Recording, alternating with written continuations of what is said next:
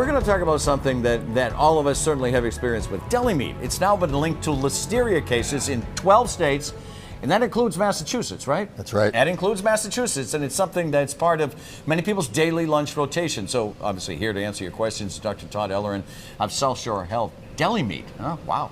Remind us, first of all, let's talk about listeria. What should we look out for with listeria? Right, so remember, fortunately, most of the food that we eat is safe. But when we have cases of listeria, which are very serious, there's about 1,600 cases in the U.S. a year and about 260 deaths. That's a high mortality rate. I've seen, a few cases throughout my career, and it really takes a multidisciplinary team to treat these patients. Okay, Serious. So it's not pleasant then. Right. So what are the symptoms? The symptoms can look like the flu, like fevers, chills, aches.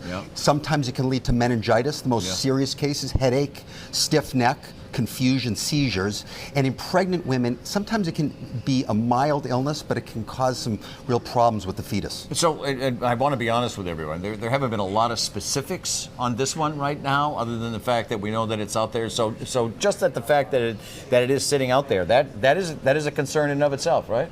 It really is. What we know is it's been linked to deli meats. It's looking like turkey, ham, liverwurst, but it's been in a number of states, a dozen different states. But the one thing we do know is when you look at the 28 patients that have been infected and 2 have died, it looks like it's the same bacteria when you do that DNA fingerprint. We go to the deli counter, we buy the meat all the time. So how do we know? Whoop, that's not good. Yeah, okay, that's good. How do we know? Right. The important thing is we have to take matters into our own hands. So what the CDC recommends is that pregnant women, over 65, immunocompromised, either avoid deli meat, or if you're going to buy it fresh, it's important to make sure that you reheat it to an internal temperature of about 165 degrees or till it's steaming. So that's important. Here's something I didn't know. The deli meat is pretty high on the list of common ways to get listeria, right?